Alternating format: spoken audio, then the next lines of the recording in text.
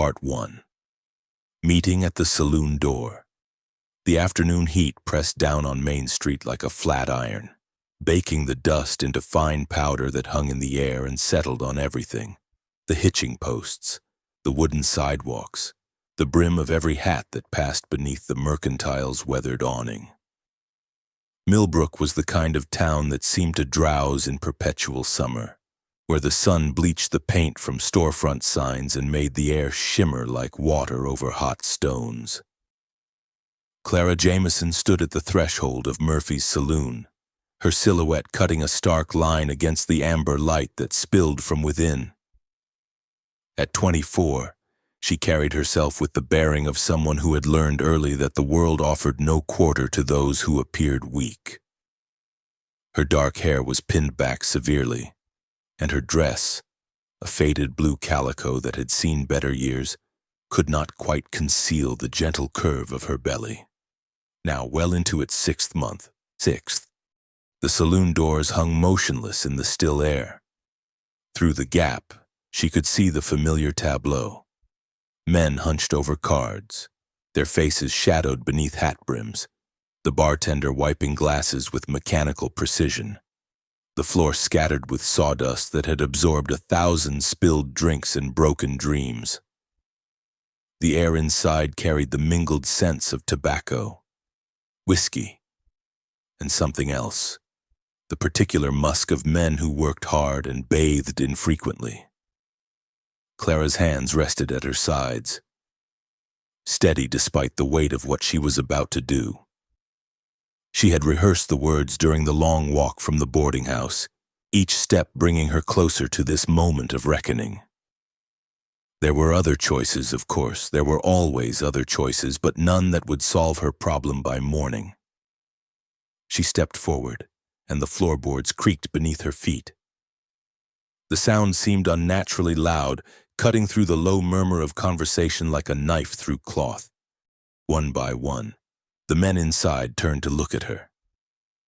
She could feel their eyes taking inventory, the dress, the face, the unmistakable swell of pregnancy that no amount of careful posture could hide.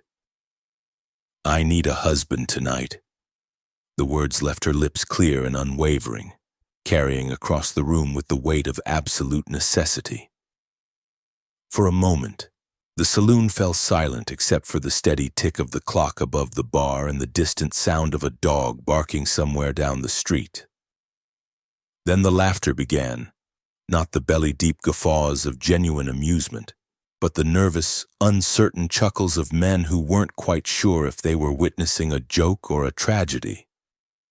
A few of them exchanged glances, eyebrows raised in disbelief. "Well, I'll be," muttered Jake Henderson, a grizzled prospector who spent more time at Murphy's than at his claim. "Girl's got brass, I'll give her that." "Got something else, too, by the look of it," added Tom Bledsoe, the blacksmith, his words earning a round of snickers from the men nearest the bar. But Clara's gaze had already moved past them, settling on a figure who stood apart from the others. Elias Ward leaned against the far end of the bar, one boot hooked on the brass rail, a glass of whiskey untouched in his hand. He was perhaps 30 years old, with the lean build of a man accustomed to long days in the saddle and the weathered complexion that came from years under an unforgiving sun. His dark hair was touched with premature gray at the temples, and his eyes, a pale blue the color of winter sky, held a quality of watchful stillness that set him apart from the other men in the room. Unlike the others, he wasn't laughing. He wasn't staring either exactly. But she could feel the weight of his attention, careful and measuring. "You boys think this is funny?" Clara's voice cut through the murmur of conversation, and the laughter died away. "Think a woman with nowhere else to turn is entertainment for your evening?" The silence that followed was different now, heavier, more uncomfortable. Several men looked down at their cards or their drinks, suddenly finding great interest in the bottom of their glasses. Elias set his whiskey on the bar with deliberate care and straightened to his full height. When he spoke, his voice carried the slight rasp of a man who chose his words carefully. What makes you think any of us would be worth having? The question hung in the air between them, neither challenge nor mockery, but something else entirely. A recognition, perhaps, of the desperation that had brought her to this place. Clara studied his face, searching for the calculation she had seen in other men's eyes, the quick assessment of what she might be worth and what it might cost them. Instead, she found something unexpected, a weariness that matched her own, the look of someone who understood that life rarely offered easy choices. "Because," she said, meeting his gaze directly, "you look like a man who doesn't owe this town anything." Around them, the saloon had grown restless. The card games had resumed, but the players kept glancing up from their hands. The bartender, a heavy-set man named Murphy who had run the establishment for 15 years, polished the same glass over and over while keeping one eye on the drama unfolding near his front door. "Ma'am," said Marshal Grady Cole, rising from a corner table where he had been nursing a beer. Cole was a compact man with a badge that gleamed too brightly on his vest and a mustache waxed to sharp points. "Maybe this isn't the place for this kind of business." Clara turned to face him, her spine straight as a poker. And where would be the proper place? Marshal? The church? The ladies' auxiliary? Tell me where a woman in my situation is supposed to go when she needs help. Cole's face reddened slightly, but before he could respond, Elias stepped away from the bar. The movement was unhurried, but it carried an unmistakable authority that drew every eye in the room. "I think the lady can speak for herself," he said quietly. The marshal's hand drifted toward his gun belt, a gesture so subtle it might have been unconscious.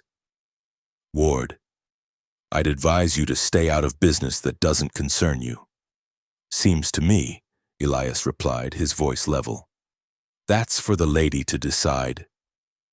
The tension in the room was palpable now, thick as smoke.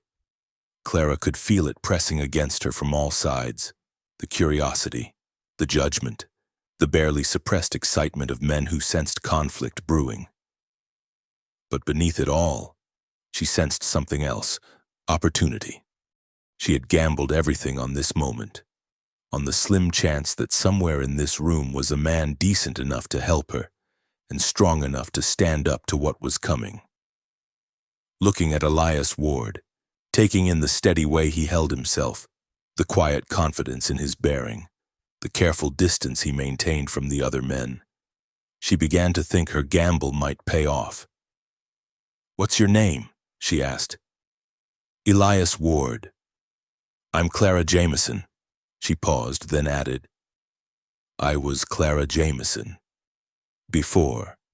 He nodded once, a gesture that seemed to acknowledge not just her name but everything she hadn't said. The husband who was no longer there, the circumstances that had brought her to this desperate pass, the courage it had taken to walk through those doors. "Mrs. Jameson," he said. And there was something in the way he said it, a formality that was also a kindness, that made her throat tighten unexpectedly. "Well?" Marshal Cole's voice cut through the moment like a blade. "You planning to conduct a wedding right here in Murphy's? Because I can tell you right now, there's no preacher in town who'd—" "That's enough." Elias's words were quiet, but they carried a finality that silenced the marshal mid-sentence. He looked around the room, his gaze touching briefly on each face before returning to Clara. "Ma'am, if you're serious about this, we should talk. Somewhere private." Clara felt a flutter of something that might have been hope or might have been terror. "I'm serious." "Then let's go." He moved toward the door, and after a moment's hesitation, she followed. Behind them, the saloon erupted in a buzz of excited conversation, but Clara didn't look back. She had made her choice, and whatever came next There would be no going back. The evening air felt cool against her skin after the close atmosphere of the saloon. Main Street stretched before them, empty except for a few horses dozing at the hitching posts and a stray dog picking through garbage behind the general store. The sun was beginning to set, painting the western sky in shades of orange and pink that seemed almost too beautiful for a world as hard as this one. Elias walked beside her without speaking, his boots raising small puffs of dust with each step. Clara found herself studying his profile in the fading light, wondering what thoughts were moving behind that careful, weathered face, wondering if she had just made the biggest mistake of her life or the smartest decision she would ever make. Only time would tell. And time, she knew, was the one thing she didn't have much of. Part 2. The price of a proposition. They walked in silence until they reached the edge of town, where the wooden sidewalks gave way to packed earth and the buildings thinned to scattered shacks and lean-tos. The cemetery lay beyond, its weathered headstones catching the last light of day like broken teeth. Elias stopped beside a wooden bench that someone had placed beneath a gnarled oak tree, its presence there as mysterious as most things in Millbrook. No one remembered who had put it there or why. "Why me?" he asked, turning to face her directly. Clara had expected the question, but hearing it spoken aloud still made her pause. She studied his face in the gathering dusk, noting the lines around his eyes. The scar that ran from his left temple to his jaw, a thin white line that spoke of violence, survived. "Because you don't look at me like I'm damaged goods," she said finally. "And because you look like a man who doesn't owe this town anything. That's not much to build a marriage on." "I'm not asking for a marriage," Clara replied, her voice steady. "I'm asking for protection, for my child and for me, until I can figure out what comes next." Elias was quiet for a long moment, his gaze moving from her face to the swell of her belly and back again. "What happened to your husband?" "Samuel died 3 months ago. Fever took him quick." She folded her hands over her stomach, a gesture that had become habit. "He left debts, more than I knew about. Men in this town think those debts transfer to me." "What kind of debts?" "The kind that come with interest that keeps growing even after you're dead." Clara's voice carried a bitter edge. "Hank Morley holds the notes. He's been patient so far, but his patience is running thin." Elias knew Hank Morley by reputation, a man who owned the largest saloon in the next county over and had fingers in half the businesses in Millbrook. Morley was the kind of man who smiled when he talked about collecting debts, and his smile never reached his eyes.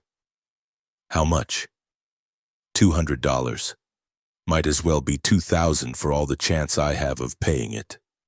The figure hung between them like a stone thrown into still water. $200 was more than most men in Millbrook made in 6 months. For a pregnant widow with no family and no prospects, it might as well have been the moon. "And you think marrying me will solve that problem?" Clara lifted her chin, and for a moment Elias caught a glimpse of the steel beneath her quiet desperation. "I think having a husband who isn't afraid of Hank Morley might buy me time to find another solution." "What makes you think I'm not afraid of him?" "The way you stood up to Marshall Cole? The way you didn't laugh when I made my proposition? The fact that you're out here talking to me instead of drinking yourself into a stupor like half the men in that saloon?" She paused, then added quietly, "And the fact that you haven't asked me whose baby this is." Elias felt something twist in his chest at that. Recognition, perhaps, of her particular brand of loneliness. He had seen enough of the world to know that questions like that one usually came from men who were looking for reasons to walk away. "That's your business," he said. "Most men would want to know. Most men haven't spent the last 5 years learning that the past is something you carry, not something you can change. There was something in his voice, a weight that spoke of experience hard won, that made Clara look at him more carefully. She was beginning to understand that Elias Ward was a man who had learned to live with ghosts, just as she was learning to live with hers. What happened 5 years ago? War ended. I came home.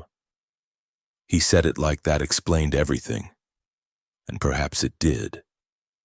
Clara had known enough soldiers to recognize the particular stillness that some of them carried, the way they held themselves as if they were always listening for something the rest of the world couldn't hear. The war between the states, among other things. Elias turned to look toward the cemetery, where the shadows were growing long between the headstones. Point is, we all have things we'd rather not talk about. Seems to me that's reason enough to help each other out. Clara felt a flutter of hope, fragile as a butterfly wing. Does that mean you'll do it? I'm considering it, but I want to be clear about what you're asking. You want the protection that comes with having a husband, but you don't want the obligations that usually go with marriage. Heat rose in Clara's cheeks, but she met his gaze steadily. I'm asking for a business arrangement. Nothing more. And when the baby comes, we'll figure it out. Maybe by then I'll have found another way to pay Morley. Maybe I'll have family who'll take me in. Maybe. She trailed off, unable to voice the other possibilities, the darker ones. Maybe Morley will have forgotten about $200. Maybe. They both knew it was a slim hope. Men like Hank Morley didn't forget debts, and they didn't forgive them either. But sometimes slim hope was all you had. All right, Elias said finally. But I have conditions. Clara's heart began to beat faster. What kind of conditions? First, we do this proper. Find a preacher. Have witnesses. Make it legal. If we're going to play this game, we play it all the way. Agreed. Second, you tell me the truth. About Morley. About your husband's debts. About anything else that might come calling at our door. I can't protect you from things I don't know about. Clara hesitated. There were things about Samuel's final months. About the gambling. About the men who came to their house at all hours. About the promises he'd made that she was still discovering, that she had hoped to keep buried. But looking at Elias's face, she realized that honesty might be the only currency she had left. Some of it's ugly, she warned. Most true things are. All right, the truth then. Third, Elias continued, we do this my way. That means you come stay at my place. We present a united front to the town, and if Morley or anyone else comes calling, you let me handle it. I'm not helpless. I didn't say you were, but I am saying that if you want my protection, you have to trust me to provide it. Clara studied his face, looking for signs of the kind of man who enjoyed controlling women, who used protection as an excuse for possession. Instead, she saw something that looked like genuine concern, seasoned with the practical understanding of a man who had learned that half measures usually got people killed. All right, she said finally. Your way. Elias nodded once, as if sealing a bargain. Then we'd better find you something to eat. You look like you haven't had a decent meal in days. He was right, though Clara hadn't realized it showed. Since Samuel's death, food had become something to be endured rather than enjoyed. Sustenance stretched thin over too many days. The thought of a real meal, of not having to count every penny, not having to choose between bread and meat, was almost overwhelming. There's a place down the street, Elias said, gesturing toward a small building with yellow light spilling from its windows. Nothing fancy, but the food's honest. They walked back toward town, past the saloon where Clara could hear the piano playing and men's voices raised in laughter. A few heads turned as they passed the windows, and Clara felt the weight of curious eyes following their progress down the street. "Let them look," Elias said quietly, as if reading her thoughts. "By tomorrow, the whole town will know anyway." The restaurant was little more than 4 tables and a counter, run by a middle-aged woman named Dolores who had been feeding Millbrooks hungry for the better part of a decade. She looked up as they entered, her eyes moving from Elias to Clara and back again with the quick assessment of someone who had seen all manner of human drama play out over plates of stew and cornbread. "Evening, Elias," she said, wiping her hands on her apron. "Ma'am." "Evening. Dolores, what's good tonight?" "Got beef stew, fresh bread, and apple pie if you're interested." Elias looked at Clara, who felt her mouth water at the very mention of pie. "That sounds fine." They sat at a table near the window, and Dolores brought them plates heaped with stew thick enough to stand a spoon in, bread still warm from the oven, and coffee strong enough to wake the dead. Clara tried to eat slowly, to maintain some semblance of dignity, but she was hungrier than she had admitted even to herself. When was the last time she had eaten meat? When was the last time she had eaten until she was full rather than until the food ran out? "Better?" Elias asked when she finally set down her spoon. "Much." Clara felt some of the tension leave her shoulders for the first time in weeks. "Thank you." "Don't thank me yet. We haven't gotten to the hard part." As if summoned by his words, the door opened and Marshal Cole stepped inside, his badge catching the lamplight. His eyes found them immediately, and Clara felt her newfound sense of security evaporate like morning mist. "Ward," the marshal said, approaching their table with the careful swagger of a man who was used to being the most important person in any room. "Mrs. Jameson." "Marshal," Elias replied without getting up. "Something we can help you with?" "Just making my evening rounds, checking on the welfare of our citizens." Cole's smile was thin and cold. "Word is you two have come to some kind of arrangement." "Word travels fast. In a town this size, everything travels fast." "Question is, what kind of arrangement are we talking about? Because if it's the kind I think it is, well..." He let the implication hang in the air like smoke. Clara felt heat rise in her cheeks, but before she could speak, Elias's hand covered hers on the table. The gesture was small, almost casual, but it carried a clear message. "Mrs. Jameson has agreed to become Mrs. Ward," Elias said calmly. "We'll be married as soon as arrangements can be made." Cole's eyebrows rose. "That's mighty sudden, even for a frontier town." "Sometimes the heart knows what it wants," Elias replied, his voice carrying just enough edge to suggest that further questions would not be welcome. The marshal's smile widened, but his eyes remained cold. "Well then, congratulations to you both. I'm sure the whole town will be interested to hear the news." He tipped his hat and walked away, but Clara could feel his presence like a weight on her shoulders even after the door closed behind him. The brief sanctuary of the meal was over, and reality was pressing in again from all sides.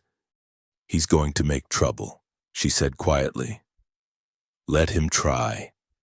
Elias's voice was calm, but Clara caught the steel underneath. "Cole's the kind of man who mistakes a badge for actual authority. He'll push until he finds something that pushes back harder. And you'll push back?" "If I have to." He finished his coffee and set the cup down with deliberate care. "But let's hope it doesn't come to that." As they left the restaurant, Clara caught sight of their reflection in the window. A tall man and a pregnant woman walking side by side through the gathering darkness. To anyone watching, They might have looked like any married couple heading home after an evening meal. The thought should have been comforting, but instead it filled her with a strange mixture of hope and terror. Tomorrow, she would wake up as Mrs. Elias Ward. The question was whether that would be salvation or simply a different kind of trap. Only time would tell, and time, as always, was running short. Part 3. Temporary Refuge. The wagon jolted over another rut in the road, and Clara gripped the wooden seat to steady herself. They had been riding for nearly an hour, leaving Millbrook's scattered lights behind as they headed west into country that grew wilder with each passing mile. The moon had risen full and bright, casting everything in silver: the sagebrush, the distant hills, the weathered face of the man beside her who had become her husband in name, if nothing else. Reverend Matthews had performed the ceremony in his parlor with his wife as witness, a brief affair that had taken less time than it took to saddle a horse. Clara now wore a thin gold band that had belonged to Elias's mother, and carried papers that declared her Mrs. Elias Ward. The transformation felt surreal, as if she were watching someone else's life unfold from a great distance. "How much farther?" she asked, more to break the silence than from any real concern about the journey's length. "Just over this rise," Elias replied, his hands steady on the reins. "Place has been empty for near on 3 years. Don't expect much." The warning proved unnecessary. As they crested the hill, Clara could see the Ward homestead spread below them in the moonlight, a collection of buildings that spoke of better times and slow decay. The main house stood like a tired sentinel, its roof sagging in places where shingles had blown away. A barn leaned at a precarious angle, its doors hanging open like a mouth caught mid-yawn. Fencing that had once marked neat paddocks now wandered drunkenly across the landscape, broken rails lying where they had fallen. But despite its neglected state, there was something solid about the place, something that spoke of roots sunk deep and foundations built to last. The house itself was larger than Clara had expected, 2 stories with a wide front porch that wrapped around one side. Someone had planted cottonwoods along the creek that ran behind the property, and their branches rustled softly in the night breeze. "It's not much to look at right now," Elias said, bringing the wagon to a stop near the front steps. "But the bones are good. Just needs someone to care about it again." Clara climbed down from the wagon with his help, her feet finding the packed earth of what had once been a front yard. Now it was mostly weeds and patches of stubborn grass, but she could see the ghost of its former order, the remains of a flower garden, the stub of a hitching post, a child's rope swing hanging lifeless from the branch of an old oak. "Your family's place?" she asked. "Mine and my brother's. We grew up here." Elias began unloading her few possessions from the wagon bed, a carpet bag that held all her worldly goods and a wooden crate containing the last of her husband's books. "Marcus was going to take it over when Pa died, but the war changed everything." There was something in his voice when he mentioned his brother, a careful flatness that suggested painful territory. Clara had learned to recognize that tone. She used it herself when people asked about Samuel's final months. The front door stuck when Elias tried to open it, swollen from disuse and weather. When it finally gave way with a groan of protest, stale air rushed out to meet them, carrying the sense of dust and abandonment. Elias struck a match and lit an oil lamp that sat on a table just inside the door, and warm light bloomed around them, pushing back the darkness. The interior was better than Clara had dared hope. The main room was spacious, with a stone fireplace that dominated one wall and windows that would let in plenty of light during the day. Furniture sat under dust covers like sleeping ghosts: a sofa, several chairs, a dining table that could seat 8.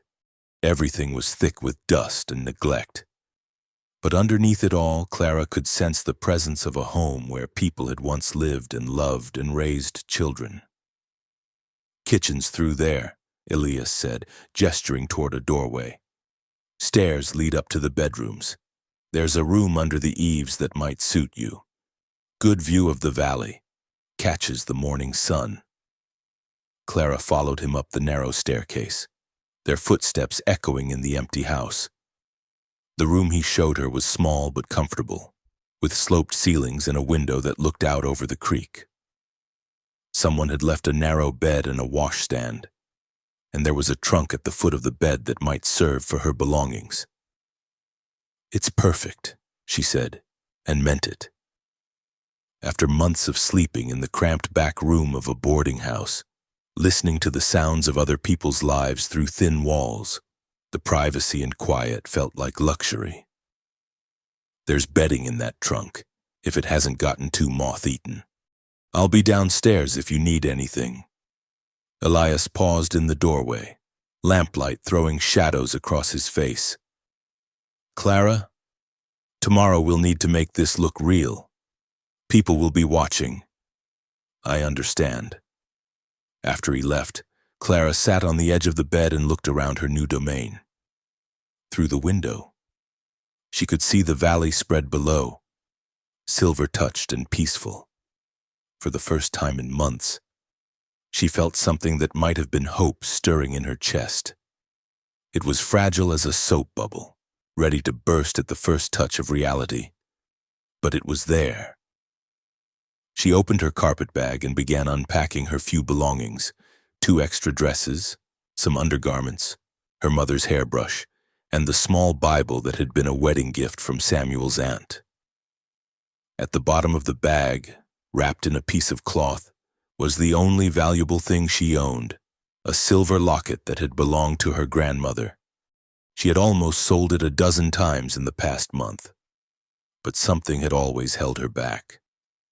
Now she was glad she had kept it. As she arranged her things in the trunk, she could hear Elias moving around downstairs, the sound of furniture being moved, a window being opened to let in fresh air. He was making the house livable again, she realized, preparing it for occupancy after years of emptiness. The thought that he was doing this for her, for them, however temporary their arrangement might be, was both touching and terrifying. She changed into her nightgown and lay down on the bed, pulling a dusty quilt over herself. The mattress was lumpy and the quilt smelled of disuse, but after sleeping on a narrow cot in a room that barely qualified as a closet, it felt like the finest hotel accommodation. Through the window, she could see stars scattered across the sky like diamonds spilled on black velvet. Sleep, when it finally came, was deeper and more restful than any she had known in months. Clara woke to the sound of hammering and the smell of coffee drifting up from below.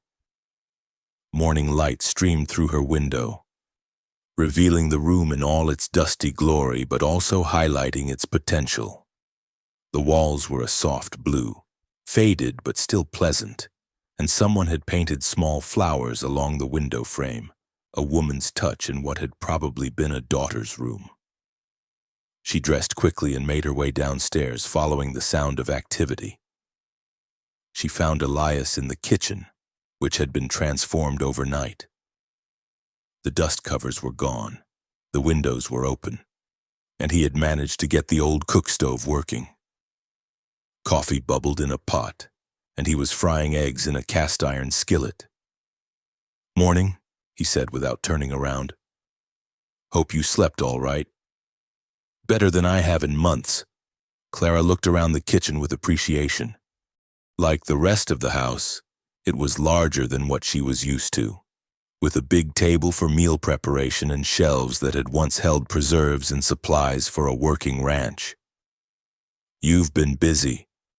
Place needed attention. Coffee's ready if you want some." Clara poured herself a cup and savored the first sip.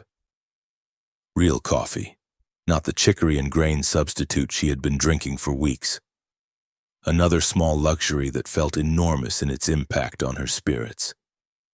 "What's the hammering?" she asked. "Fixing the barn door before it falls completely off its hinges. Can't have a ranch without a working barn." Elias plated the eggs and set them on the table along with biscuits that looked suspiciously fresh. "Eat up. We've got work to do today." The eggs were perfectly cooked, the biscuits light and buttery. Clara tried not to wolf them down, but she was hungrier than she had realized. When had she last eaten eggs? When had she last had butter on her bread? "This is wonderful," she said. "Where did you get fresh supplies?" "Rode into town early this morning while you were sleeping. Figured we'd need provisions." Elias sat across from her with his own plate. "Also figured people would be curious about the new Mrs. Ward, so I let it slip that you were feeling poorly after the excitement of yesterday.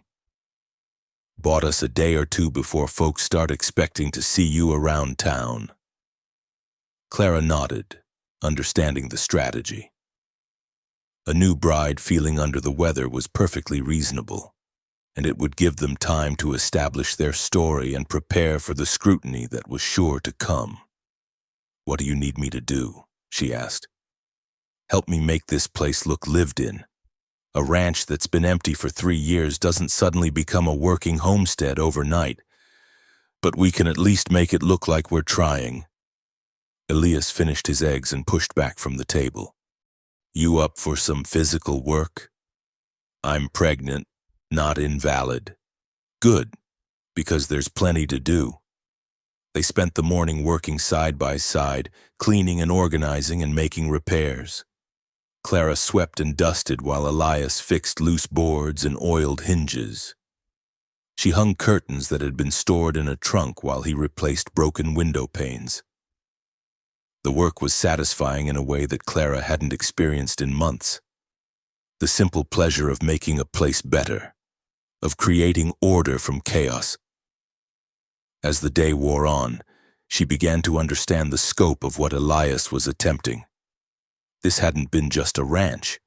It had been a working homestead that supported a family. The garden plot behind the house, now overgrown with weeds, had once produced vegetables. The chicken coop, though empty now, showed signs of careful construction. The barn, despite its current state of disrepair, was built to house horses and cattle and equipment. "How many people lived here?" Clara asked as they took a break in the shade of the cottonwoods. "At its peak? My parents, Marcus and me, 2 hired hands, sometimes more during branding season. We ran about 200 head of cattle, plus horses." Elias's gaze traveled over the empty paddocks. "It was a good life while it lasted." "What happened?" "War happened. I enlisted in 61, Marcus a year later. Pa tried to keep things going with just hired help. But good men were hard to find and harder to keep. Then the drought hit in 63 and we lost most of the herd. Pa held on as long as he could, but without his sons," he shrugged. "Some things just aren't meant to last." "And your brother?" "Died at Gettysburg, July of 63. The words came out flat and final, like the sound of a coffin lid closing.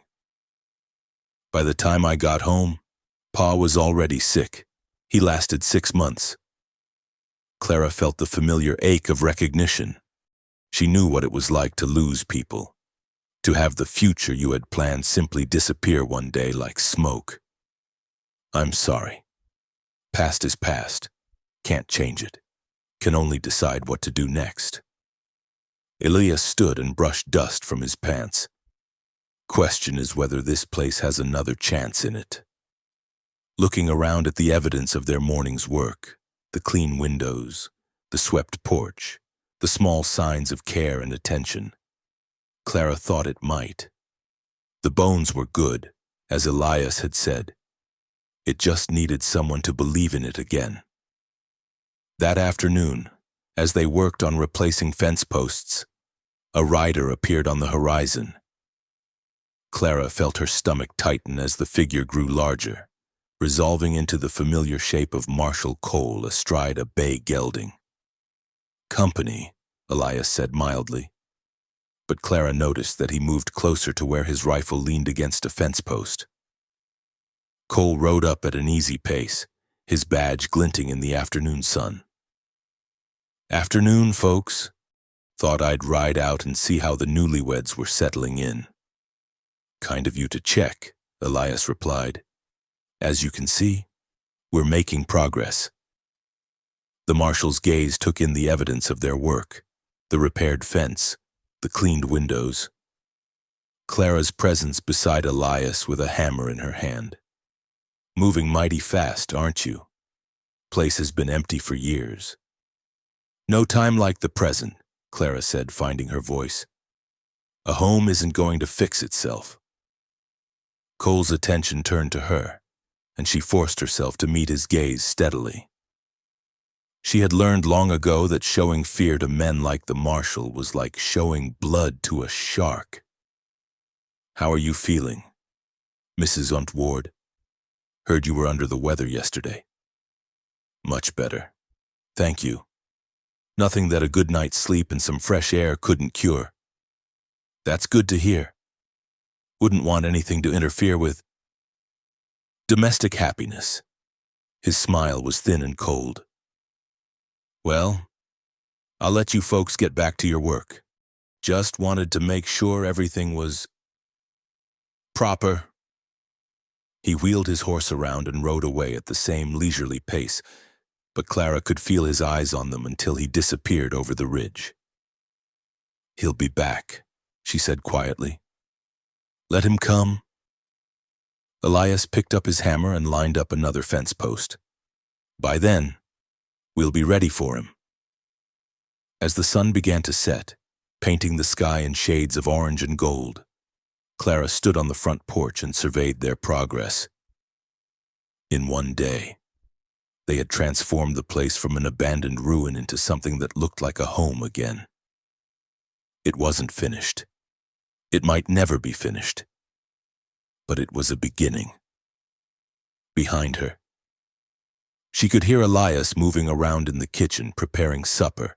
The sound was comfortable, domestic, and for a moment she allowed herself to imagine what it would be like if this were real, if they were truly husband and wife building a life together rather than two desperate people clinging to a temporary arrangement. But as the first stars appeared in the darkening sky, Clara reminded herself not to get too comfortable with the illusion. This was shelter, not salvation, protection, not love. And when the storm passed, if it passed, she would have to find the strength to move on. For now, though, it was enough to have a place to rest, a roof over her head, and someone standing between her and the world's harsher realities. Tomorrow would bring its own challenges. But tonight she was safe, and sometimes safe was all you could ask for. Part 4. Adverse Winds from Town. The talk started, as it always did in small towns, over coffee and breakfast tables before the sun had fully cleared the horizon. By noon, it had spread through Millbrook like wildfire through dry grass. Passed along in the mercantile, whispered across garden fences, and debated in hushed tones at the church social. The sudden marriage of Elias Ward to the pregnant widow had given the townspeople something to chew over, and they were making the most of it. Martha Henley, who ran the general store with her husband Benjamin, was among the first to voice what many were thinking. She stood behind the counter measuring out flour for old Mrs. Patterson, her voice carrying that particular tone women used when they were about to say something charitable that wasn't charitable at all.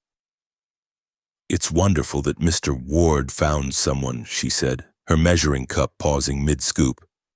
"Though I do hope he knows what he's taking on. A woman in Clara's condition?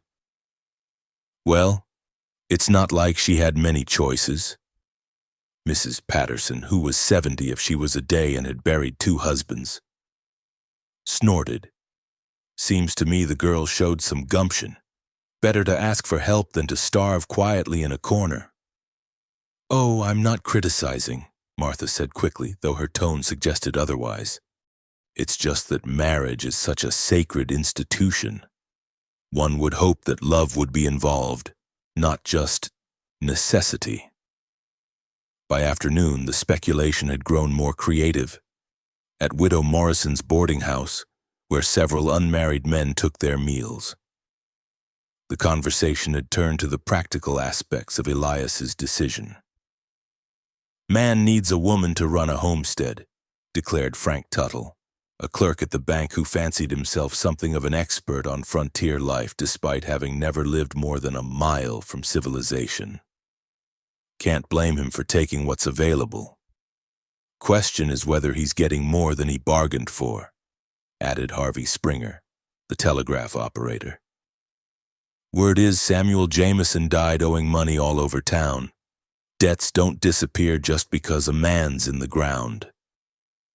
This particular observation made its way through the community with remarkable speed, gathering embellishments as it went.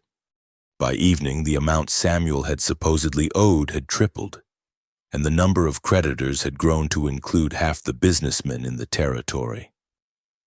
At the Sunset Saloon, where Hank Morley held court most evenings, the conversation took on a different tone altogether. Morley sat at his usual table in the back corner, a position that allowed him to see everything that happened in his establishment while keeping his own face in shadow. He was a man who understood the power of controlling information. And tonight he was listening carefully to what his customers had to say about the Ward marriage. "Mighty convenient timing," observed Pete Garrison, one of Morley's regular poker partners. "Girl shows up looking for a husband just when her debts are coming due."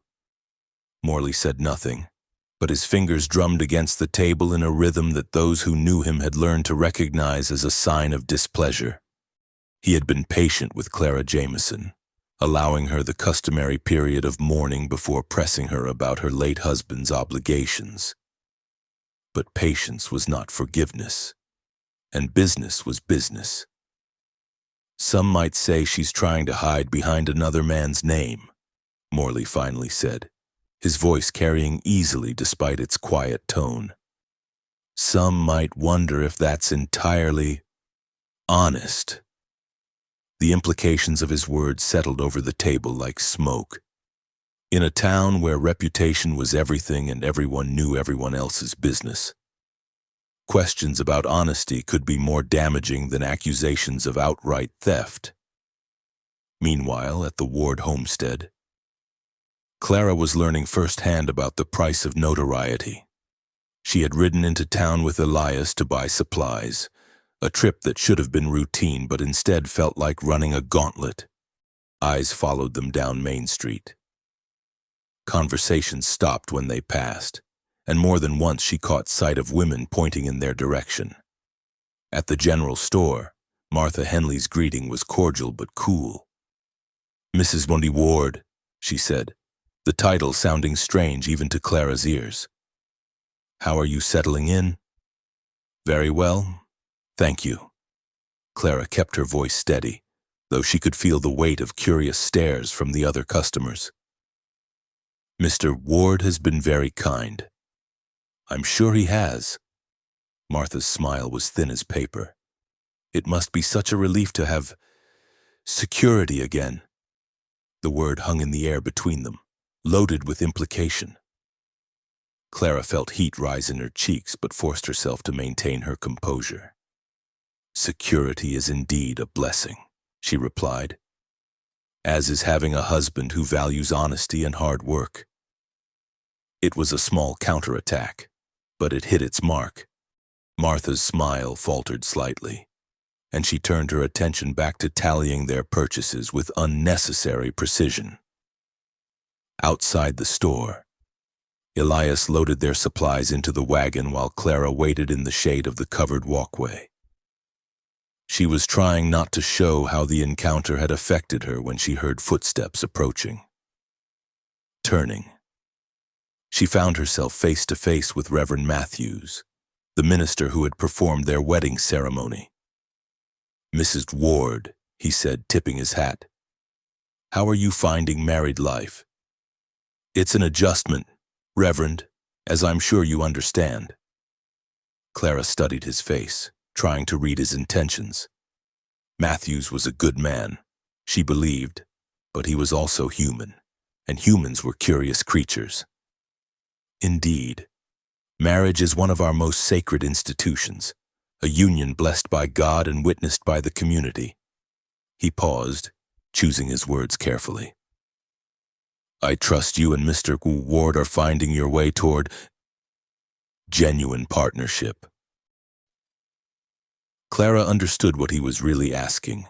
In a town this small, even ministers heard gossip, and everyone knew their marriage had been sudden and practical rather than romantic. But she also heard something else in his voice, a genuine concern for her welfare that made her heart tighten unexpectedly. "Mr. Ward is a good man. Reverend, I'm grateful for his protection and his kindness." "Gratitude is a fine foundation," Matthews replied. "But I pray that in time, you might find something deeper. God works in mysterious ways, and sometimes what begins as necessity becomes something richer." Before Clara could respond, Elias appeared beside them. "Reverend," he said, nodding politely. "Everything all right?" "Of course. I was just welcoming Mrs. Ward to our community and wishing you both well." Matthews smiled, but his eyes were sharp as he looked between them. "I hope we'll see you both at services on Sunday." We'll be there," Elias replied, though Clara caught the slight tension in his voice. Public appearances were part of their arrangement. She realized, being seen at church, presenting a united front, playing the role of respectable married couple. The ride home was quiet until they were well outside town. Then Elias spoke without taking his eyes off the road ahead. "How bad was it?" "Not as bad as it could have been.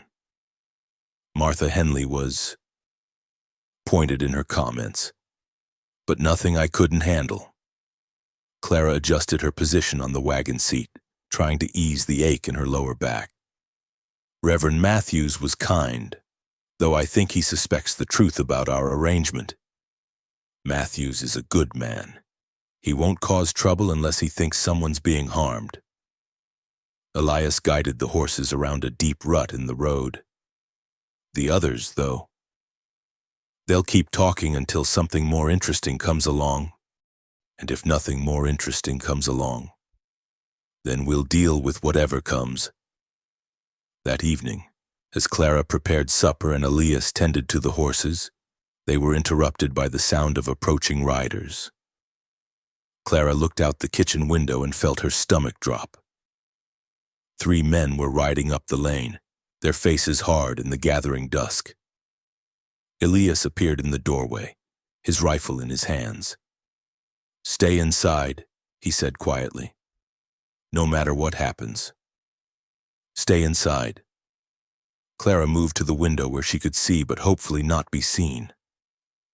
The riders had stopped in the yard, and she recognized the lead figure immediately.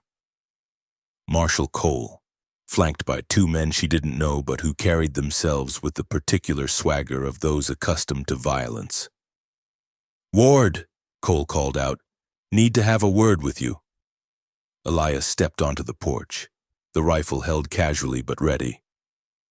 "Evening, Marshal. Little late for social calls, isn't it?" "This isn't social." Cole dismounted, his hand resting on his gun belt. "Had some interesting conversations in town today. Seems there are questions about your wife's previous obligations." "What kind of questions?" "The kind that suggest she might be trying to avoid certain debts by hiding behind a new name." Cole's voice carried the satisfaction of a man who thought he held all the cards. "Now, I'm not saying that's what's happening, but when prominent citizens express concerns..." "Which prominent citizens?" Elias's voice was level, but Clara could see the tension in his shoulders. Well, now that's not really your concern. Point is, some folks think Mrs. Ward might be taking advantage of your generous nature. Might be wise to reconsider your arrangement before you find yourself liable for debts you didn't make. Clara felt anger flare in her chest. They were talking about her as if she weren't there, as if she were some kind of burden or problem to be solved. Before she could stop herself, she stepped onto the porch. "I'm not hiding from anything, Marshall," she said, her voice carrying clearly in the still air. "My husband's debts were his own, and they died with him. Anyone who says otherwise is welcome to present their claims to a proper court." Cole's attention shifted to her, and his smile was cold as winter. "Well, now, Mrs. Ward. Funny thing about debts, they have a way of following people around, especially when there are questions about the circumstances of a marriage." "What kind of questions?" Elias stepped forward, and Clara saw the two men behind Cole shift slightly in their saddles. "Oh, you know how people talk. Quick marriage, pregnant widow, man with more money than sense." Cole let the implications hang in the air. "Might be some would say it looks more like a business arrangement than a proper union.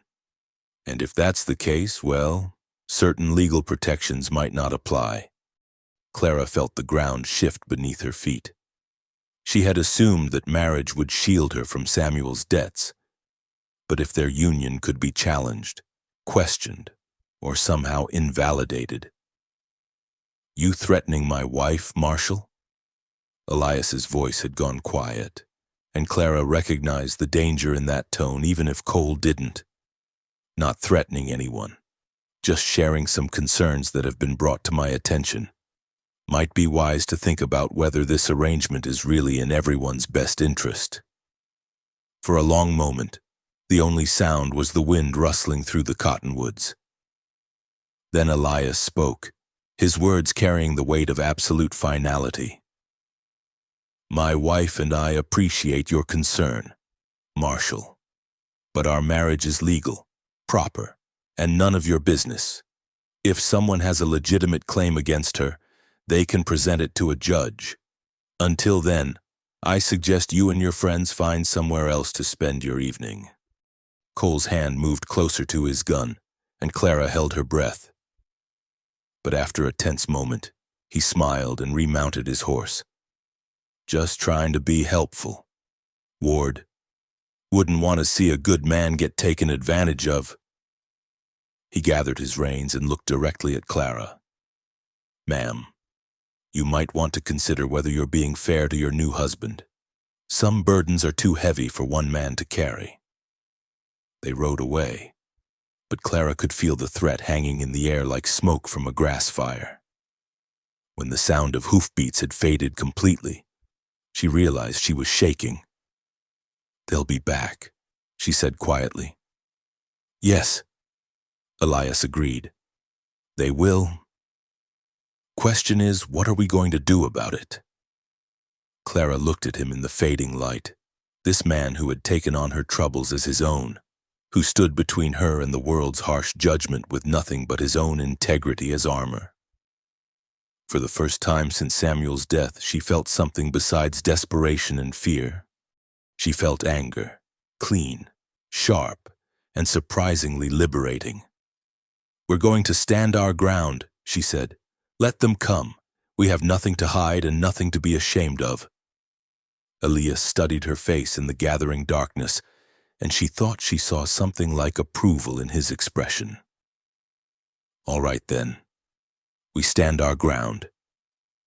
But as they went back inside and Clara resumed preparing supper with hands that still trembled slightly, she couldn't shake the feeling that their troubles were just beginning. In a town where gossip was currency and reputation was everything, they had painted targets on their backs. The question was whether they would be strong enough to survive what was coming.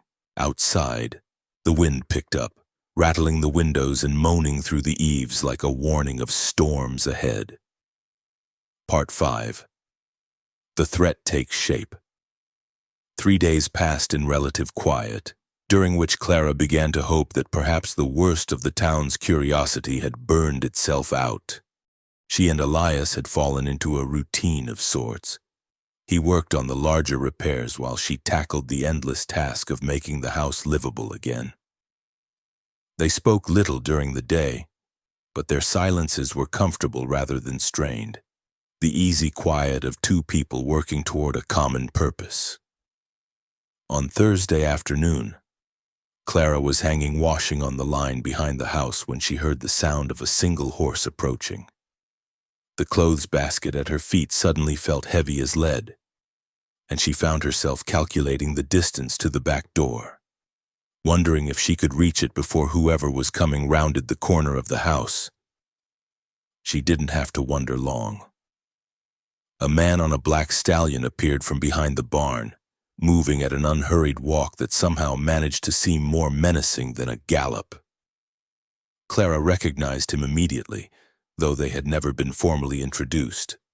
Hank Morley sat his horse like a man who owned everything he surveyed, his pale eyes taking in the evidence of recent improvements with what might have been amusement.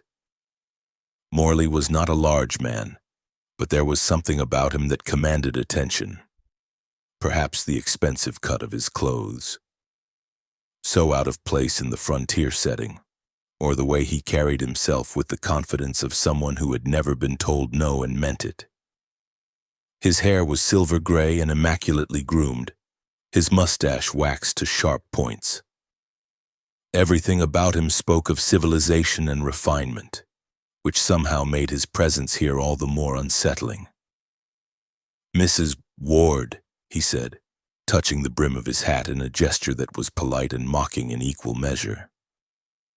"How delightful to see you looking so domestic." Clara forced herself to remain still, though every instinct screamed at her to run. "Mr. Morley, this is private property." "Indeed it is. And I must say, you've done wonders with the place.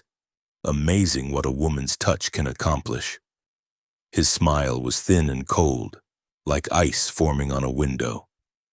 "Though I notice your husband isn't here to greet me. How unfortunate." Clara said nothing, but her mind was racing. Elias had ridden to the far pasture to check on some fence repairs. He wouldn't be back for at least an hour, maybe longer. The nearest neighbor was miles away, and screaming would accomplish nothing except to amuse Morley further. "You know," Morley continued, dismounting with fluid grace, "I've been having the most interesting conversations in town lately. About you. Primarily, about the circumstances of your recent marriage. Have you?" "Oh, yes. People are quite concerned about poor Mr. Ward, such a generous man, taking on another man's responsibilities without fully understanding what he's agreed to." Ugh. Morley began walking slowly around the yard, his eyes cataloging everything, the repaired steps, the new shingles on the roof, the vegetable garden Clara had started near the kitchen door.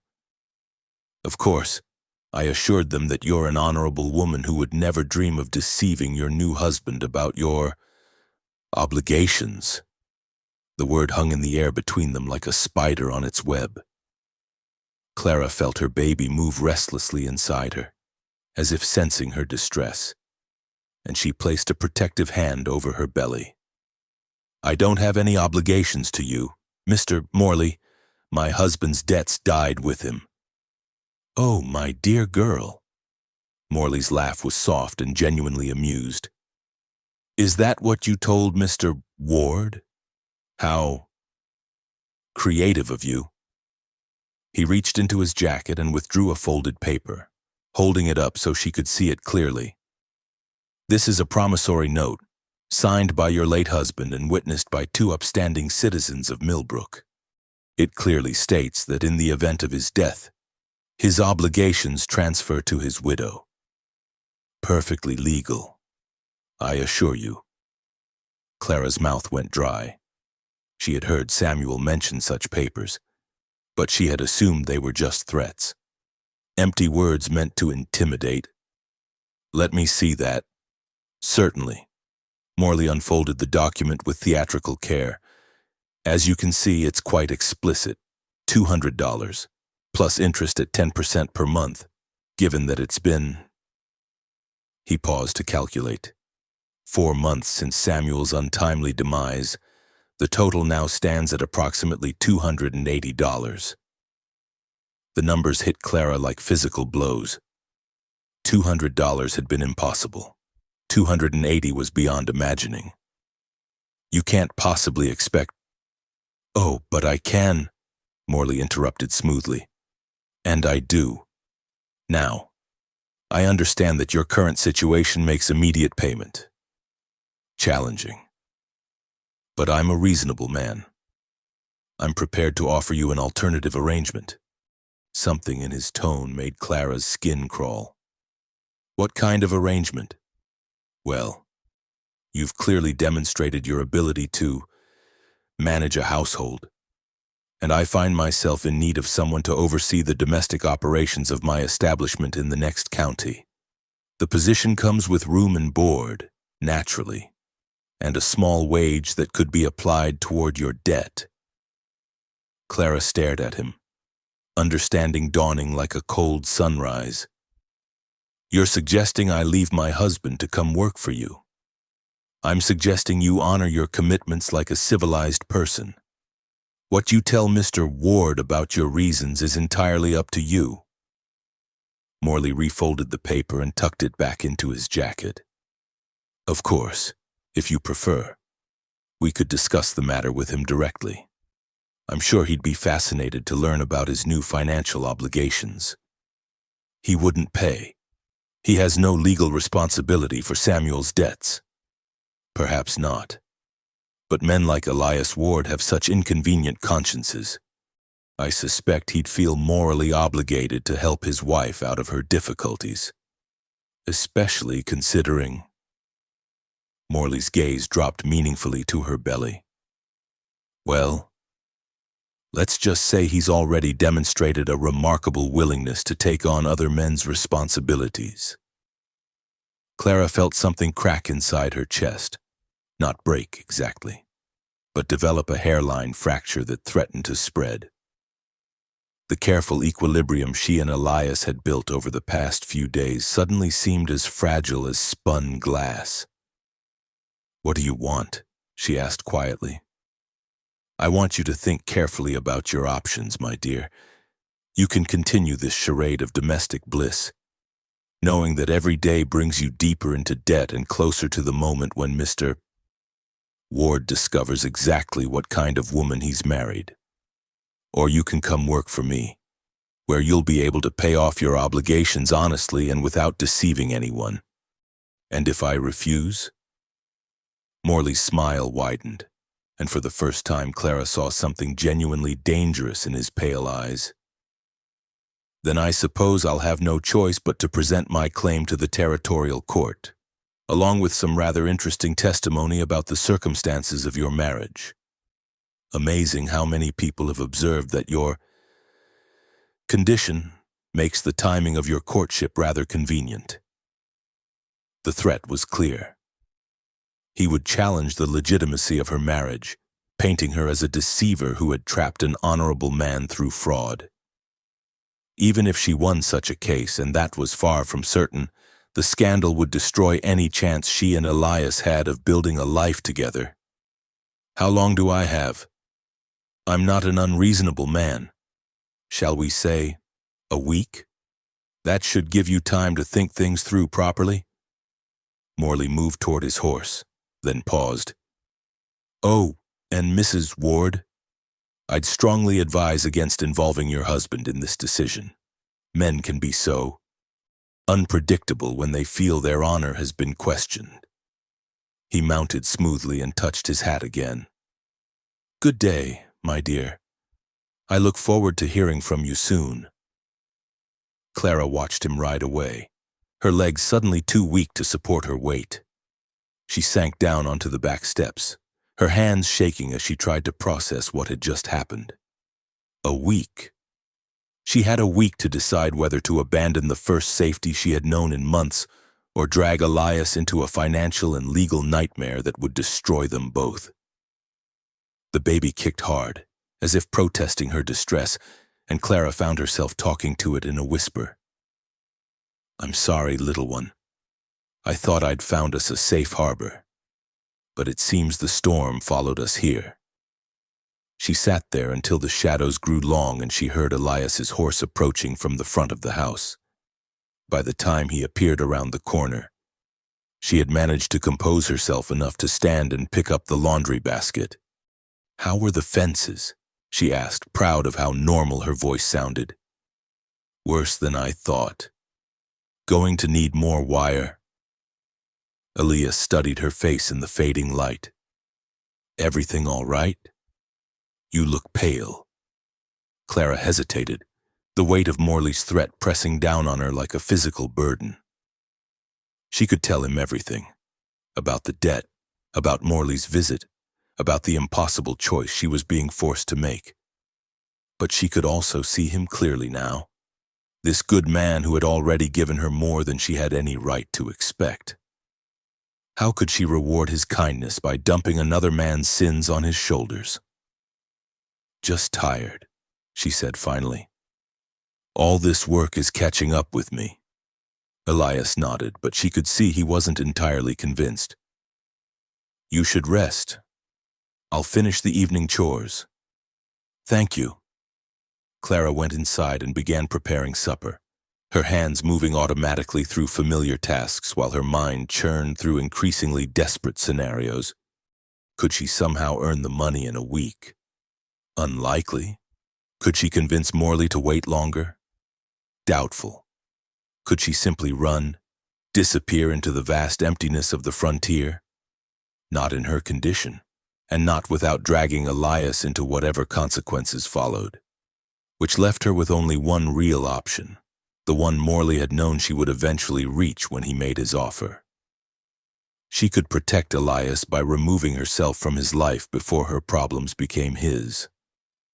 As she stirred the pot of stew, Clara found herself memorizing details of the kitchen, the way the evening light slanted through the window, the sound of Elias's boots on the porch as he returned from the barn, the smell of wood smoke from the cook stove. In a week, these small comforts would be just memories, and she would be somewhere else entirely, working off a dead man's debt in whatever capacity Hank Morley deemed appropriate. "Smells good," Elias said as he came inside, washing his hands at the basin near the door. "It's just stew. Best stew I've had in years." Clara forced a smile, wondering if this would be one of the last meals they shared as husband and wife, however temporary that arrangement had been meant to be. The thought brought an unexpected pang of loss that surprised her with its intensity.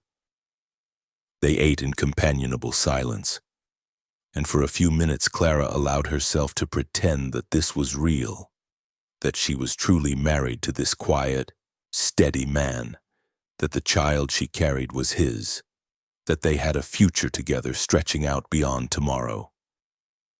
But as full darkness fell and they prepared for another night in their separate rooms, reality reasserted itself with brutal clarity. In 7 days, unless a miracle occurred, she would have to make a choice that would end this brief interlude of peace and safety. And deep in her heart, Clara already knew what that choice would be. That night, as she lay in her narrow bed listening to the wind in the cottonwoods, Clara began composing the letter she would leave behind, the words that would explain to Elias why she had to go, why staying would destroy them both, why sometimes the kindest thing a person could do was disappear. But even as she rehearsed the phrases in her mind, she found herself hoping desperately that something would change, that some alternative would present itself, that the week ahead would bring salvation instead of surrender. Outside her window, an owl called once and was answered from across the valley. their voices echoing in the darkness like a conversation between ghosts. Clara closed her eyes and tried to sleep, knowing that tomorrow would bring her one day closer to a decision she didn't want to make but saw no way to avoid. Time, as always, was running short. Part 6. The line drawn at market day. Saturday morning dawned bright and clear, with the kind of crisp air that promised autumn was not far behind. Clara had spent the better part of the week wrestling with Morley's ultimatum, the weight of it pressing down on her like a stone in her chest. 3 days remained before his deadline, and she was no closer to a solution than she had been when he first appeared in their yard. Elias had noticed her distraction, though he hadn't pressed her about it. She caught him watching her sometimes with those pale blue eyes, and she wondered what he saw. A woman keeping secrets, perhaps, or simply someone carrying burdens too heavy for her shoulders. Either way, his patience only made her feel worse about the deception. "Market day," he announced over breakfast, settling his hat on his head. "We need supplies, and folks will expect to see us together. You feel up to it?" Clara's first instinct was to decline, to plead fatigue or morning sickness, anything to avoid facing the town's scrutiny. But hiding would only fuel more speculation, and besides, she was running out of time to present a united front. After Monday, it might not matter what anyone thought. "I'll be ready in 10 minutes, she said. The ride to town was quiet, the wagon wheels crunching over the dried ruts in the road. Clara had dressed carefully in her best remaining dress, a deep green wool that had seen better days but still maintained its dignity. She had braided her hair and pinned it up, and Elias had wordlessly handed her his mother's cameo brooch to pin at her throat. The small gesture had nearly undone her. She was growing too accustomed to his kindness. Millbrook's monthly market was held in the town square, such as it was, a patch of packed earth between the general store and the church where farmers and merchants set up tables to sell their wares. The air buzzed with conversation and the sounds of commerce, chickens clucking in wire cages, horses stamping and snorting at the hitching posts, children laughing as they chased each other between the stalls. Clara felt the familiar weight of attention as they walked among the vendors. Conversations paused as they passed, and she could feel eyes following their progress. But this time, instead of shrinking from the scrutiny, she forced herself to stand straight and meet curious gazes directly. She was Mrs. Elias Ward, whatever else might be true, and she would not apologize for that. They stopped at Mrs. Patterson's table, where the elderly woman was selling preserves and fresh bread. Her weathered face broke into a genuine smile when she saw them. "Clara, dear, how lovely you look. Marriage clearly agrees with you." She turned to Elias with twinkling eyes. "And you, young man, look like you've been eating properly for once." "Yes, ma'am," Elias replied, a hint of color in his cheeks. "Clara's a fine cook. I'm sure she is. Now, let me put together a selection for you. I have some apple butter that's particularly good this year." As Mrs. Patterson wrapped their purchases, Clara became aware of a shift in the atmosphere around them. The conversations hadn't stopped this time, but had taken on a different quality, sharper, more pointed. She turned to see what had caused the change and felt her stomach drop. Hank Morley was making his way through the market, his expensive clothes and confident bearing marking him as clearly as a banner. He moved with the easy grace of a man accustomed to deference, pausing to speak with various vendors and townsfolk. But Clara could see that his progress was deliberately calculated to bring him to where she and Elias stood. "Company coming," she murmured to Elias, who turned to follow her gaze. Elias's jaw tightened almost imperceptibly, but his voice remained calm. Let him come. Morley approached with Marshall Cole at his side, along with two other men Clara recognized but couldn't name. The small group commanded attention wherever they moved, conversation stopping entirely now as people sensed the possibility of drama. "Ward," Morley said pleasantly, touching his hat brim. "Mrs. Ward, what a pleasure to see you both enjoying our little community gathering." "Mr. Morley," Elias replied evenly. "Marshall. I was just telling the marshal here about my recent visit to your charming homestead," Morley continued, his pale eyes fixed on Clara. "Such impressive improvements you've made. Amazing what can be accomplished when one has proper motivation." Clara felt the trap closing around her like a net. Morley was playing a careful game, his words carrying meanings that only she would fully understand while seeming perfectly innocent to anyone listening. "A man takes care of what's his," Elias said quietly. "Indeed he does. Though sometimes, of course, a man can find himself caring for things that weren't originally his responsibility." Morley's smile was thin as paper. "I find myself wondering if you fully understand the history of your property and its inhabitants." The crowd around them had grown larger, drawn by the tension that crackled in the air like electricity before a storm. Clara could see Martha Henley from the general store, Frank Tuttle from the bank, and a dozen other familiar faces watching the exchange with obvious fascination. Marshall Cole stepped forward, his hand resting casually on his gun belt. "What Mr. Morley is getting at, Ward, is that there might be some irregularities in your wife's situation, debts that haven't been properly addressed."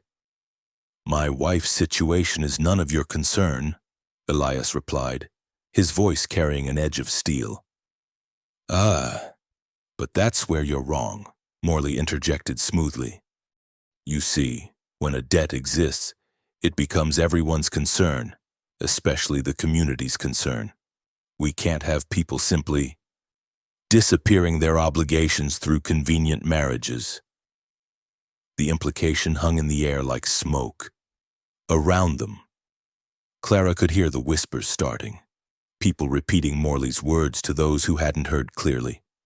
The suggestion that her marriage was fraudulent, that she was somehow cheating her creditors, spread through the crowd like wildfire.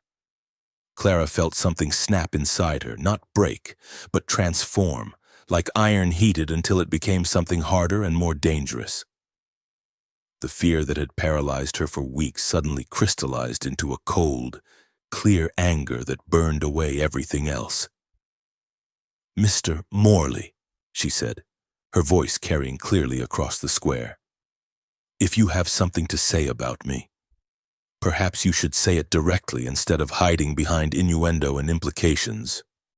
The crowd fell silent, sensing that the real confrontation was about to begin. Morley's eyes glittered with what might have been amusement or anticipation. "Very well, Mrs. Ward, I'll speak plainly." He reached into his coat and withdrew the folded paper Clara recognized with a sinking heart. "Your late husband owed me a considerable sum of money. This promissory note, properly witnessed and legally binding, clearly states that his obligations transfer to his widow upon his death." Clara felt Elias go rigid beside her, but she didn't dare look at him. Instead, she kept her eyes fixed on Morley's face as he continued. "Now, I understand that you've recently entered into a marriage that you perhaps hoped would shield you from these responsibilities. But I'm afraid the law doesn't work that way. A debt is a debt, regardless of one's marital status." "How much?"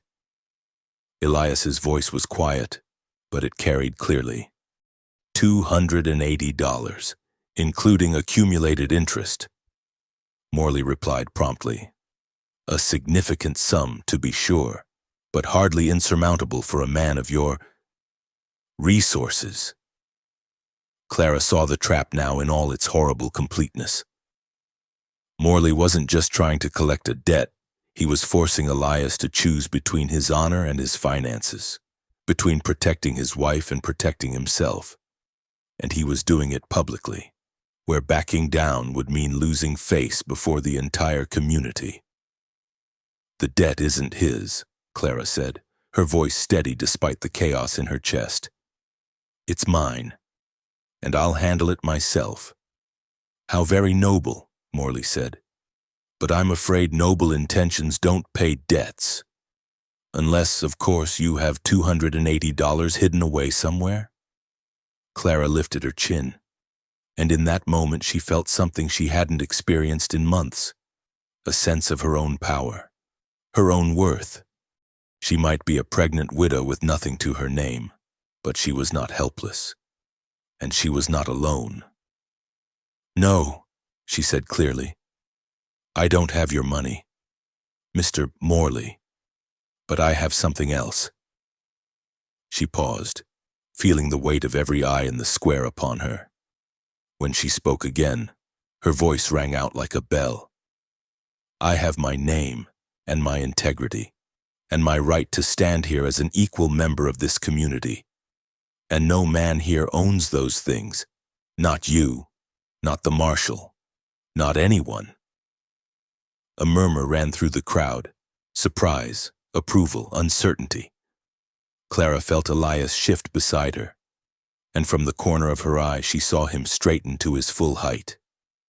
Furthermore, Clara continued, "If you believe I owe you money, then take it to a proper court.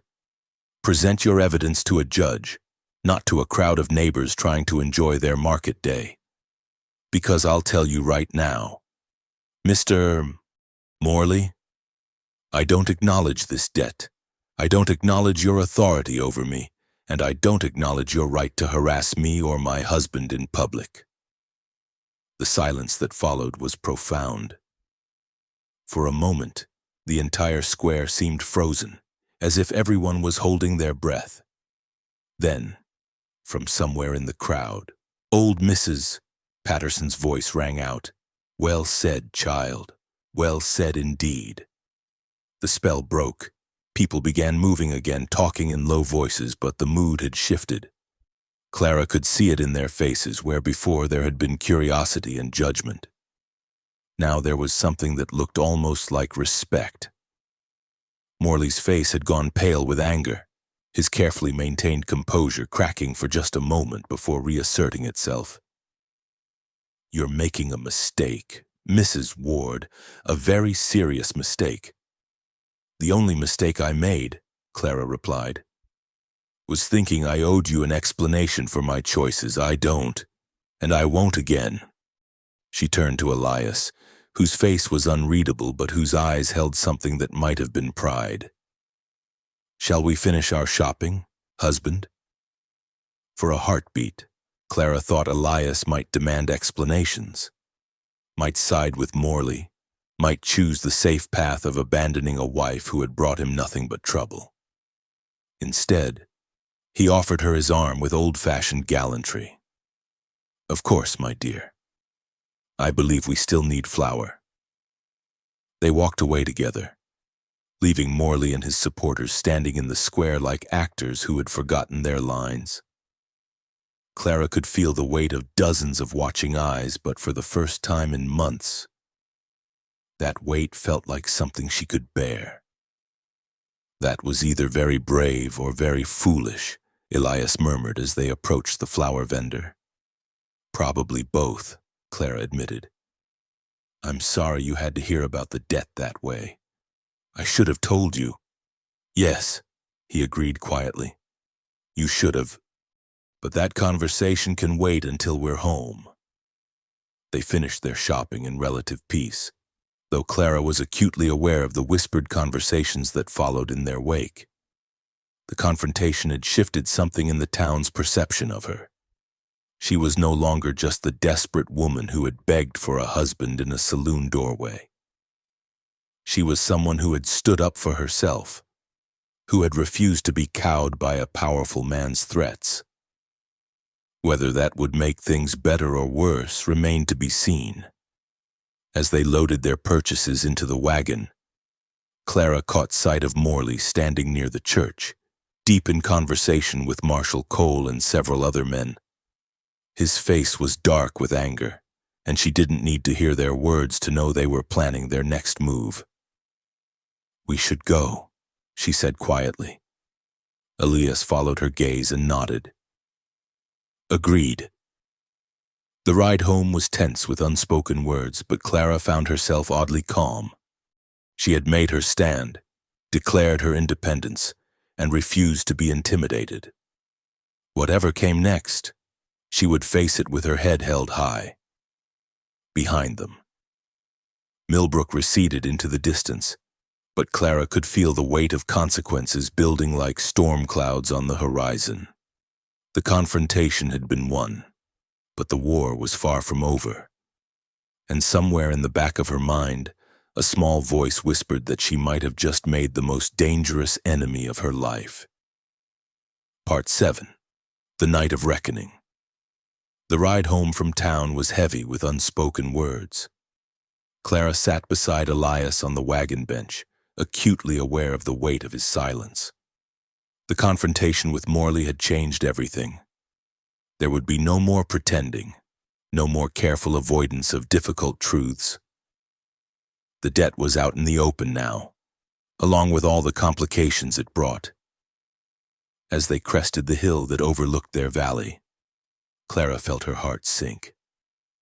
Something was wrong. The fence gate that Elias had carefully repaired just days earlier hung open, swinging gently in the afternoon breeze. Beyond it, their small herd of horses was nowhere to be seen. "Son of a—" Elias bit off the curse, his hands tightening on the reins. "The horses are gone." They drove down to the homestead in tense silence, both knowing that missing livestock was only the beginning. As they drew closer, the full extent of the damage became clear. The chicken coop had been overturned, its wire mesh torn and scattered. The vegetable garden Clara had so carefully tended was trampled flat. Most ominously, the barn door hung askew on its hinges, one side completely torn away. "Stay in the wagon," Elias said grimly, reaching for the rifle beneath the seat. But Clara was already climbing down, anger overriding caution. "They did this because of what happened at the market, because I wouldn't back down." "Maybe." Elias approached the barn cautiously, the rifle ready. "Or maybe they're just sending a message about what happens to people who don't pay their debts." Inside the barn, the destruction was systematic rather than random. Feed had been scattered across the floor, harness had been cut and ruined, and tools were missing. But it was the message scrawled on the back wall in charcoal that made Clara's blood run cold. "Last warning." "Morley?" she asked, though she already knew the answer. "His men. Anyway, he's too smart to do this kind of work himself." Elias examined the damaged harness with controlled fury.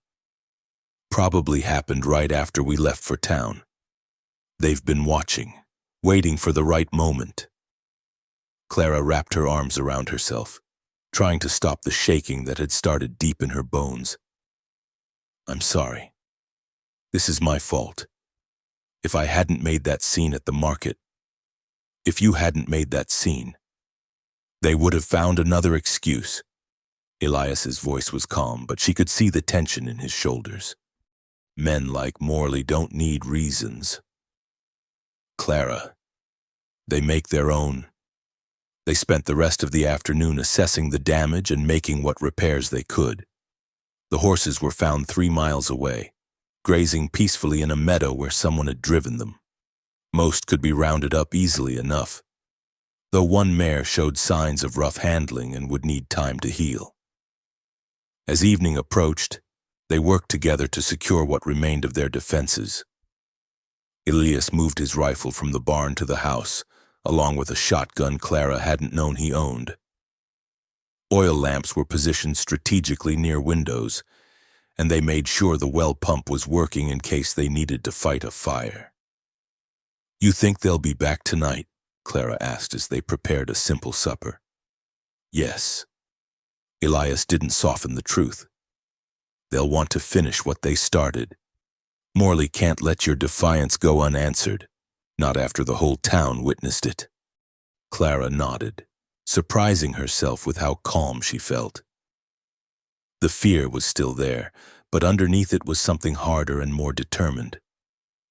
She had spent too many months running from Samuel's mistakes, hiding from the consequences of his choices. Tonight, for better or worse, she would make a stand. "Tell me about the debt," Elias said quietly as they ate. "All of it. No more secrets." So Clara told him about Samuel's gambling, which had started small and grown into an obsession, about the promises he had made to cover losses with bigger wins, the desperate schemes that had only dug them deeper, about the men who had started coming to their house at all hours, demanding payment for debts she hadn't known existed. $280, she finished, plus whatever interest Morley decides to add. "Samuel signed papers making me responsible if anything happened to him. I thought they were just threats, but Morley has documents that look legal enough." Elias was quiet for a long moment, staring into his coffee cup. When he finally spoke, his voice was carefully controlled. "Why didn't you tell me before?" "Because you'd already done enough. Because I didn't want to drag you into my problems, and because—" Clara's voice caught. "Because I was afraid you'd decide I wasn't worth the trouble." "And what did you plan to do? Pay Morley with what?" Clara felt heat rise in her cheeks. "He offered me a position, working in his establishment, room and board, plus wages to apply toward the debt." Elias's cup hit the table with enough force to slosh coffee onto the wood. "His establishment? You mean his saloon?" "Yes." "Working as what, exactly?" Clara met his gaze steadily. "I think we both know what kind of work he had in mind." The silence that followed was profound. Elias stood abruptly and walked to the window, staring out at the gathering darkness. Clara watched his reflection in the glass, seeing the struggle playing out across his features. "When?" he asked finally. "Tomorrow was supposed to be my deadline. I was going to—" She swallowed hard. "I was going to leave tonight, after you were asleep. I thought it would be easier that way." Elias turned back to face her, and something in his expression made her heart clench. "Easier for who?" "For you. This way you could say I ran off, abandoned you. You wouldn't have to take responsibility for my debts or my choices. And you thought I'd just let you go? Just wake up tomorrow and shrug off the fact that my wife had disappeared in the night?" The word wife hung between them, carrying weight it had never held before. Clara realized that somewhere in the past weeks their arrangement had become something more substantial than either of them had intended. "I thought it would be for the best," she said quietly. "For the best." Elias shook his head. "Clara, do you have any idea what kind of man Hank Morley is? What he does to women who owe him money?" Clara lifted her chin. "I know it's not respectable work, but I also know I don't have any other options. You have me." The simple statement hit her like a physical blow. Clara stared at him, seeing something in his face that she hadn't dared hope for. Not love, perhaps, but something deeper than duty or convenience. "Elias, you can't—" "I can do whatever I damn well please," he interrupted. "And what I please is to keep my wife safe, even if she's too stubborn to ask for help when she needs it." Before Clara could respond, they heard it, the sound of multiple horses approaching at a steady pace. Elias moved to the window and peered through a gap in the curtains. "4 riders," he reported quietly. "Coming up the main road." Clara felt her mouth go dry. Morley? Can't tell in this lighting, but they're not trying to be subtle about it. Elias moved to where he had propped the rifles against the wall. Clara, I need you to go upstairs. Get in the back bedroom and stay there no matter what happens. I'm not leaving you to face them alone. You're pregnant. This isn't your fight. Clara stood, feeling steel enter her spine. It's my debt. My name he's been dragging through the mud. My choices that brought them here. If anyone should face them, it's me. The sound of hoofbeats grew louder, accompanied now by voices and laughter. Whoever was coming wasn't trying to hide their presence. They wanted to be heard, wanted to intimidate through the simple fact of their numbers. Elias handed Clara the shotgun, his face grim. You know how to use this? Samuel taught me, back when he still thought the gambling was just for fun. The weapon felt heavy in her hands, but familiar. Elias, if something happens to you, nothing's going to happen to me, or to you. He checked his rifle, making sure it was loaded. But if shooting starts, you aim for center mass and you don't hesitate. These men won't show you any mercy if they get the chance. The horses stopped in the yard, and Clara could hear boots hitting the ground.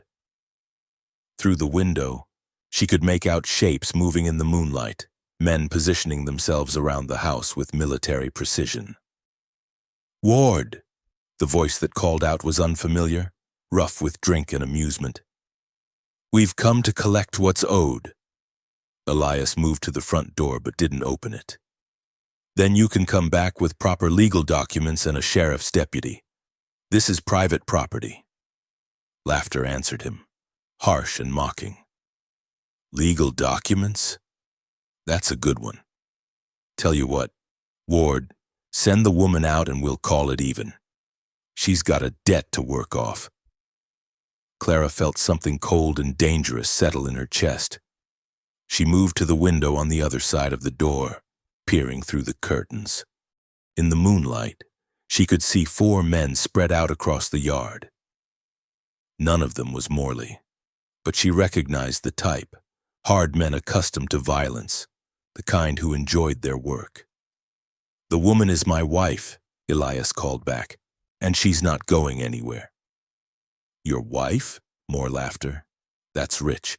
Everyone in town knows what kind of arrangement you've got. Business deal, nothing more. So why don't you just step aside and let us take care of business?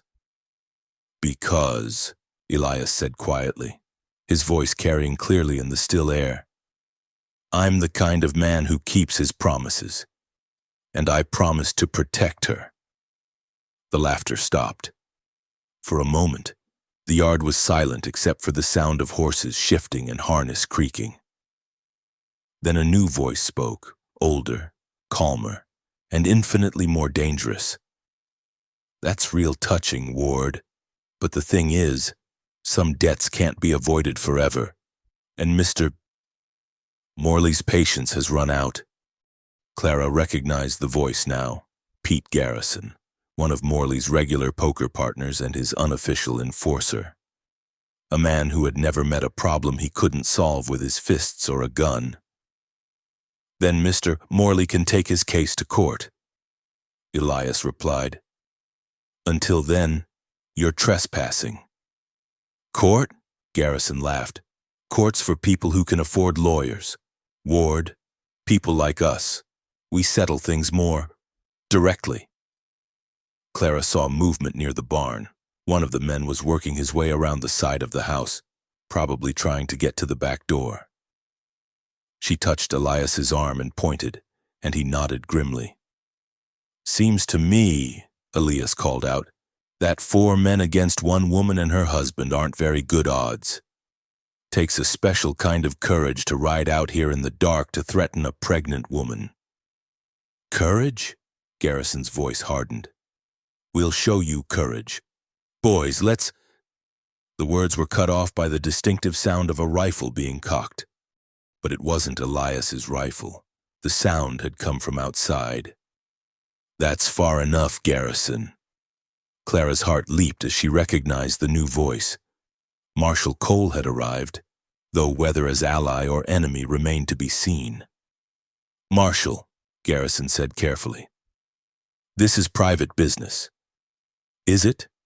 Because from where I stand, it looks like armed men threatening a homestead.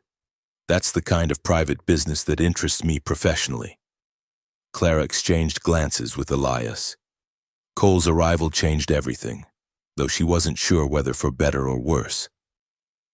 The marshal had made no secret of his suspicions about their marriage, but he was also a lawman sworn to keep the peace. Mr. Morley has legitimate grievances, Garrison was saying. Legal documents. Then Mr. Morley can present those documents in proper court proceedings. Cole interrupted. What he can't do is send armed men to collect debts in the middle of the night.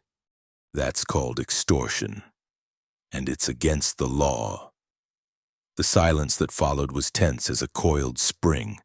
Clara could feel the balance of power shifting in the yard, violence hovering just beneath the surface like heat lightning.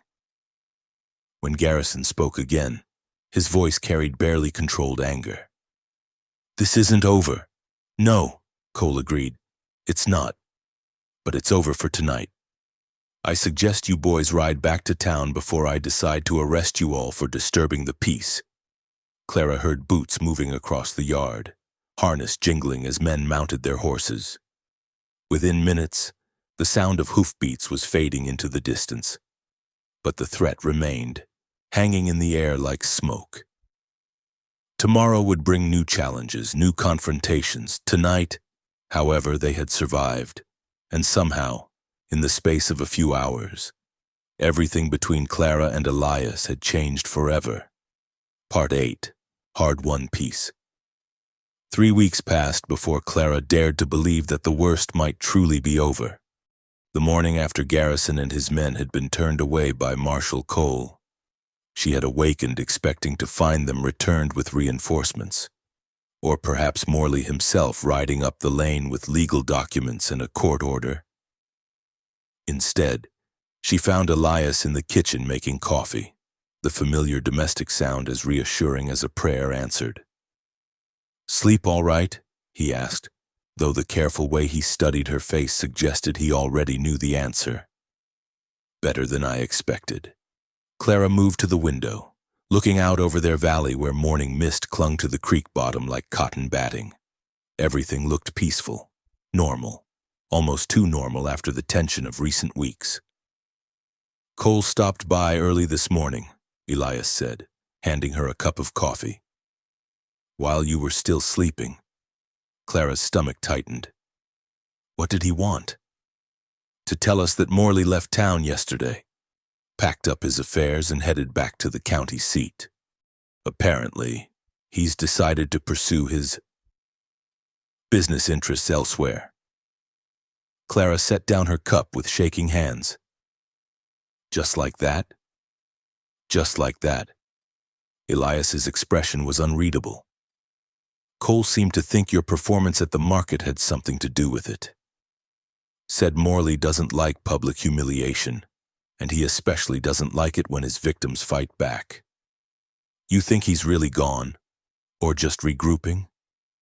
I think, Elias said carefully, that men like Morley prefer easier prey. He made his play. It didn't work. And now he's moving on to targets that won't cause him so much trouble.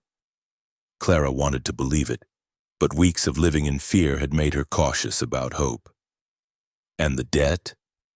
According to Cole, Morley sold the note to a bank in Denver before he left. They'll probably try to collect eventually, but banks prefer legal channels to midnight visits from hired guns. The relief that washed over Clara was so profound it left her lightheaded. She sank into a chair, one hand pressed to her chest where her heart was hammering like a trapped bird. It's over, she whispered. The immediate threat is over, Elias corrected gently. We'll still need to deal with the debt eventually, but we have time now. Time to figure out the right way to handle it. Clara looked up at him. This man who had stood between her and danger without being asked, who had taken on troubles that weren't his own simply because it was the right thing to do. "Why?" she asked. "Why did you help me?" "Really?" Elias was quiet for a long moment, staring into his coffee as if it held answers to questions he hadn't yet learned how to ask. When he finally spoke, his voice was so low she had to strain to hear it. "Because someone should have helped my brother when he needed it. Because good people deserve better than what the world usually gives them. Because—" He paused, then met her eyes directly. "Because somewhere along the way, this stopped being about helping a stranger and started being about protecting my wife." The words still carried weight between them, still felt both foreign and familiar on his lips. But now it carried something else too, a sense of permanence that hadn't been there before.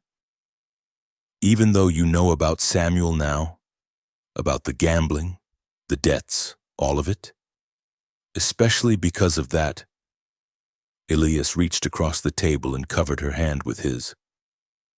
"Clara, what Samuel did was his choice. What you did, asking for help instead of giving up, standing up to Morley, fighting for yourself and your child, those were your choices. And those are the choices that matter to me." Clara felt tears prick at her eyes.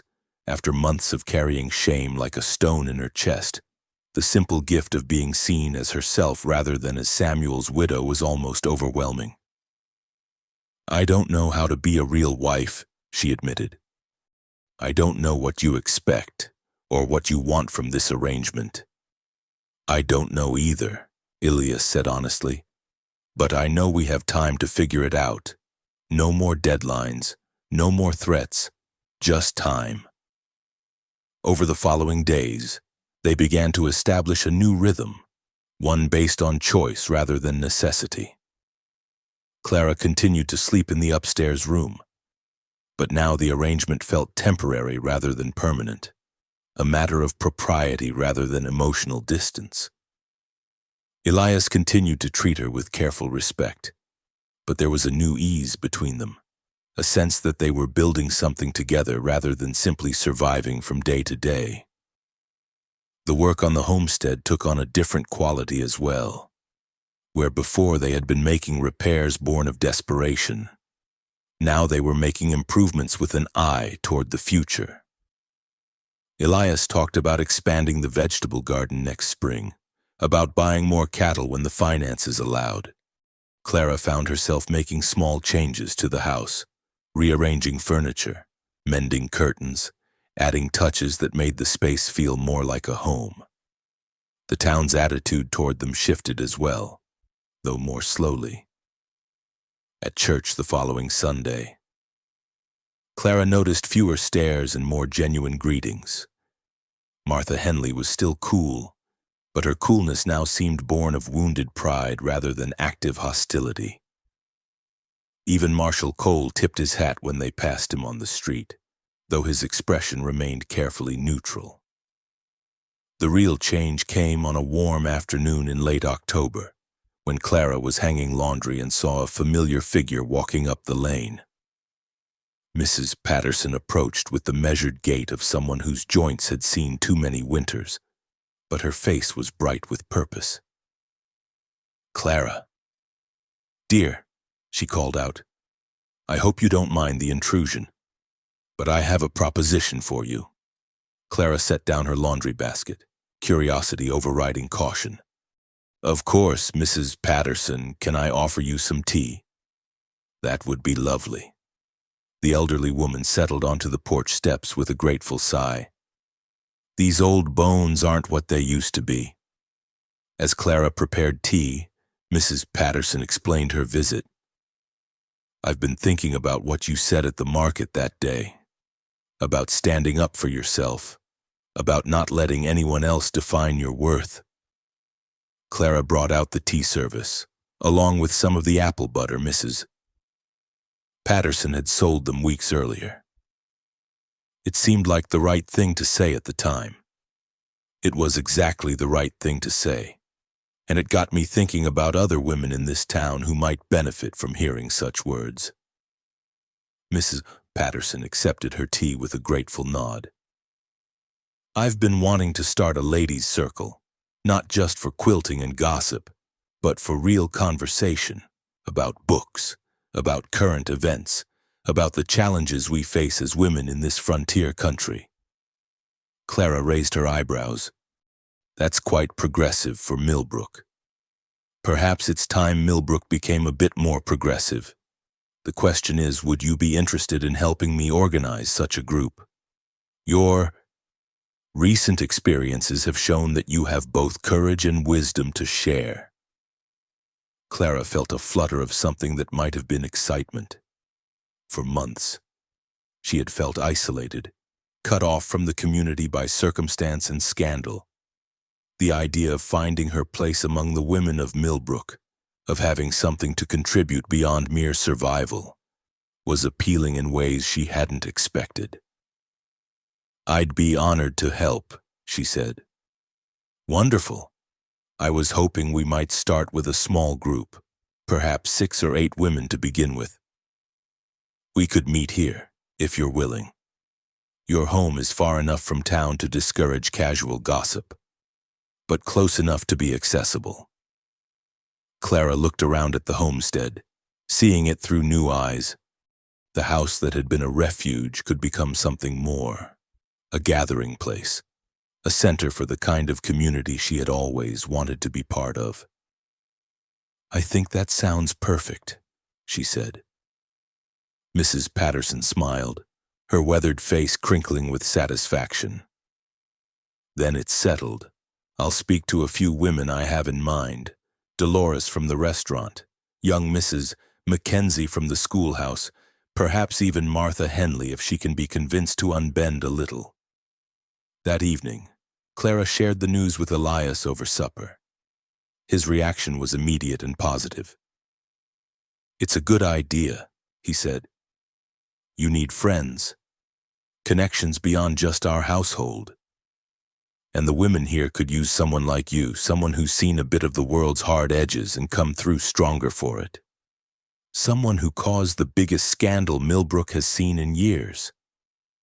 You mean, someone who stood up to bullies and won, Elias corrected.